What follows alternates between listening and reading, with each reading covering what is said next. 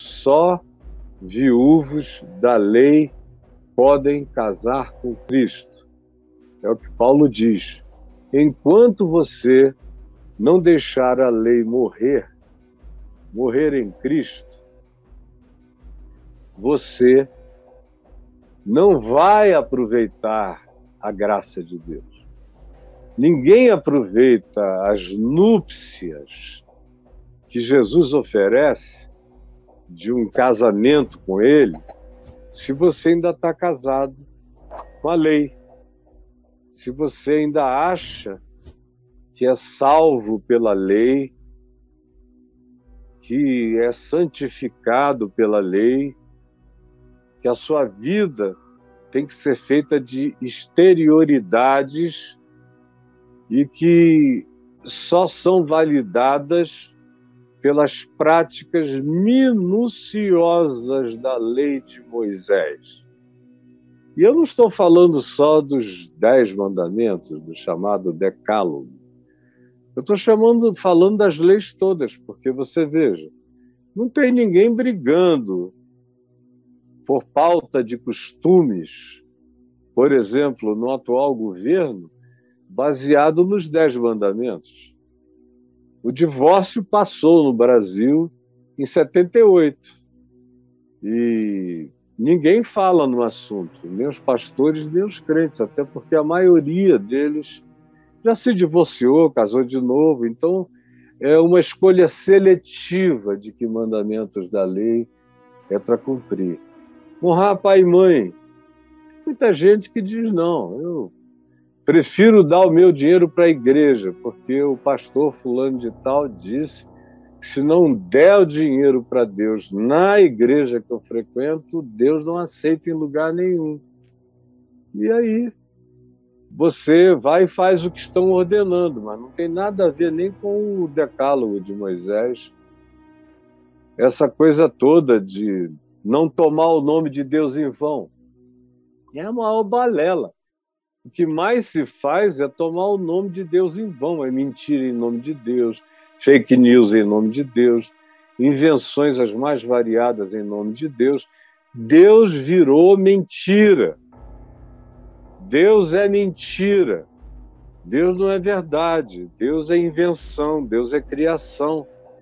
E você abusa e se lambuza e se lameia, tomando o nome de Deus em vão todo dia, toda hora, o tempo todo. Você diz amém para o que você não concorda, diz aleluia para aquilo que você aborrece, diz Deus é bom quando você está fulo da vida, e vai dizendo coisas, inventa testemunhos, conta histórias de milagres que nunca aconteceram contigo, e o nome de Deus vai sendo blasfemado na tua boca todo dia. Enquanto isso, você acha que Deus fica feliz se você mentir para a glória dele. Agora, o que pega mesmo, por exemplo, eu estou tomando a pauta de costumes deste governo, do governo americano anterior ao Biden, não é isso. Não é o decálogo. No decálogo não tem nada escrito sobre homem deitar com homem, mulher deitar com mulher. Não tem nada escrito sobre relações de gêneros diferentes, de natureza sexual. Não tem nada escrito sobre aquilo que anima as pautas de costumes. Nos Estados Unidos, eles foram à guerra contra o Iraque, porque o Bush tinha feito a maior bobagem, o Bin Laden tinha derrubado as torres, ele estava perdendo pontos avassaladoramente, achou que precisava se vingar de alguém, mesmo que não matasse o Bin Laden, e invadiu o Iraque em nome de armas químicas. Mas a pauta foi toda animada pelos crentes, que apoiaram a guerra. E a troca é a seguinte, a gente te apoia, mas você não deixa passar o casamento gay. Você luta contra essa pauta. Então, vão morrer milhares e milhares e milhares, mas a gente salva o pinto e a pepeca na América. Porque o argumento é, se você liberar, você chama a maldição de Deus sobre o nosso país.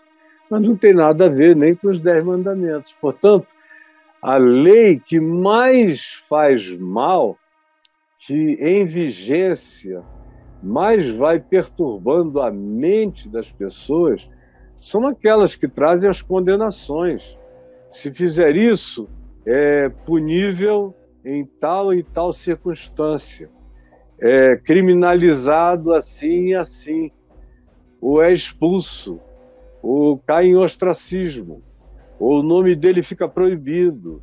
Já não se pode mais falar, por causa do que a lei de Moisés dizia, não no decálogo, mas nas subdivisões e nas explicações. E essa coisa cresceu tanto, mas cresceu tanto em Israel, de tal maneira, que o que aconteceu? Eles foram acrescentando, como diz o profeta Isaías. Vocês foram criando mais leis e leis, estatutos e estatutos, preceitos e preceitos, mandamentos e mandamentos, criados por homens, e vocês não se cansaram de criar meticulosidades insuportáveis, que deixaram a própria lei de Moisés diminuída perto da inversão dos mestres, dos rabinos, dos teólogos, do fanatismo, das seitas que foram crescendo, das denominações que foram se desenvolvendo no meio do povo de Israel. Então, o que Isaías diz, Jeremias diz, Ezequiel diz, os profetas dizem é isso, e Jesus bate nisso o tempo todo.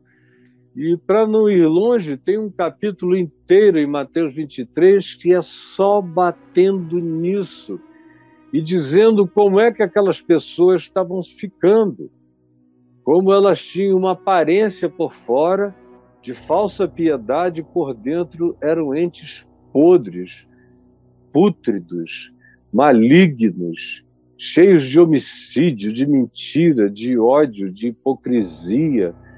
Eram pessoas completamente zumbificadas. Não havia verdade, portanto, não havia vida de Deus, porque não há vida de Deus onde não há verdade e amor em nós, ou em qualquer pessoa.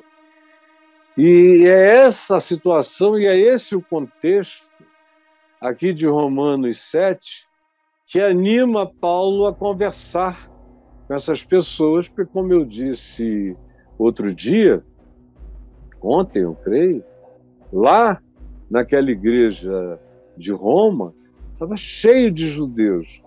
Judeus convertidos, judeus semi-convertidos, judeus hibridizados e judeus que estavam ali só para encher a paciência e ver se convertiam alguém de volta.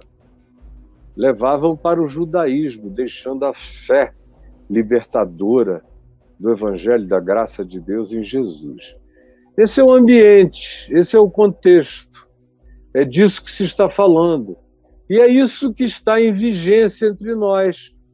As pessoas chegam aqui, quase todas vêm de igrejas, e se queixando. Medo, pânico, medo de terem pecado contra o Espírito Santo. São pessoas que se divorciaram e acham que estão vivendo em pecado para o resto da vida. Já têm 2, 3 filhos no novo casamento, mas não se perdoam nunca. Ainda encontram aqueles pastores que dizem, se você não deixar esse marido, apesar dos filhos que tem com ele, e voltar para o original, que já está casado e com outros filhos, você e ele vão viver em pecado para o resto da vida e não tem perdão. Parece que se divorciar é pecado contra o Espírito Santo. E assim vai. E eles vão botando pesos e pesos e pesos, que Jesus disse, vocês são os hipócritas. Vocês não conseguem tocar nesse peso nem com o dedo mindinho. E querem colocar o fardo todo no ombro dos outros.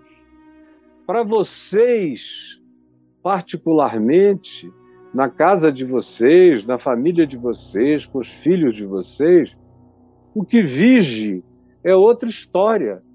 Agora, no que diz respeito aos filhos, aos outros, à igreja, aos membros, o que vale é a lei de Moisés e vocês não têm nenhuma pena. Vocês jogam isso pesado em cima das pessoas, esmagam as pessoas, adoecem as pessoas, desesperam as pessoas, as fazem viver em estado de culpa agônica. E vocês, na hipocrisia, não têm nenhuma compaixão, não aliviam nunca nada. E a pessoa se vive como um filho do inferno, existe como um filho da culpa para sempre, porque foi catequizada pela idiotice da mentira, da fake news, de leis que vocês dizem que estão em vigência, mas que morreram na cruz com Jesus.